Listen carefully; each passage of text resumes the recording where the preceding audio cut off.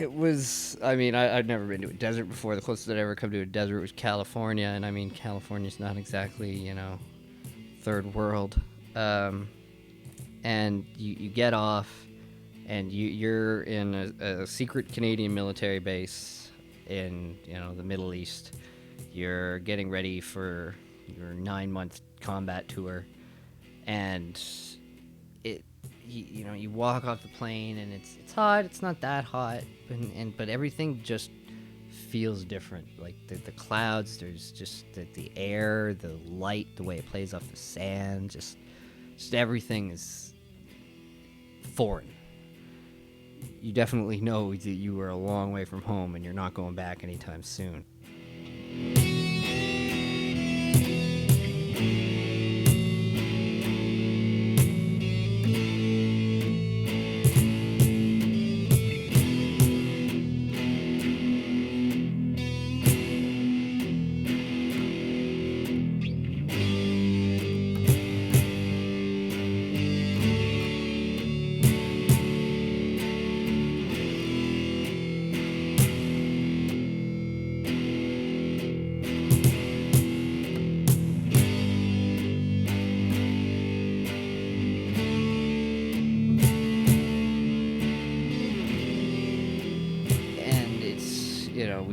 Maybe the first 2 months there wasn't a lot of contacts. The next 2 months was maybe once every week, and the rest of the time until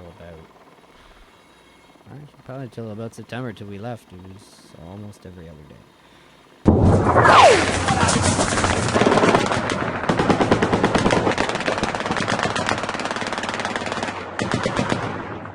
Popping off all the time. There's no shortage of shit to do. Sergeant Boys was perhaps the scariest individual I've ever met. He expected the best from his troops, and he could expect that because he was a top tier soldier. If everything gets fucked, just look for boys. Just find boys, and you'll be okay. Whatever boys is doing, do that. You'll be good. And it was true. And he was the first guy to die. We got the call that there had been an IED contact, and came back that it was boys, and he lost both his legs, and he was still cracking jokes at the end. His section hauled him back, and they were doing CPR on him, and he kept yelling at them because he had a rock under his ass, and every time they pushed it was digging into his ass, and that's all I could think about. But it was like, if boys, like this guy who's basically the reincarnation of Rambo, who's taught everyone here most of what they know about combat, if he can die, anybody can die. You're just wrong spot, wrong time, you're done. And I always remembered that, like if J Boys can step on an IED, so can I. So it just makes you pretty vigilant, that's for sure. You're not thinking about the rounds that are pinging off the wall behind your head, or that RPG that just exploded over there. The only thing you're focused on is like, I need to get from here to that cover over there and lay down protective fire from there. And people will talk about it after, like, oh, that was crazy, you almost got nailed by that RPG, but no one's sitting around like, oh man, what if we all die tomorrow? Like, it's not something you really talk about, and because of that, it's not something you think about, and just sort of carries on. All we knew what was happening the next day, maybe the day after that, and that's all we had to worry about. And it's a simple life. You wake up, you go on patrol, you have your lunch, you come back, you do your sentry shifts, you do your OP shifts, they mortar you in the morning, they fire RPGs at you in the evening. It's to be pretty routine. Shipway, Prescott Shipway was our lav sergeant. About 9 months of training that we were all together, so we got real close. Like, he trusted me, I trusted him. So we went through the whole tour. This was Ship's third tour, and it's like 9 months on the ground,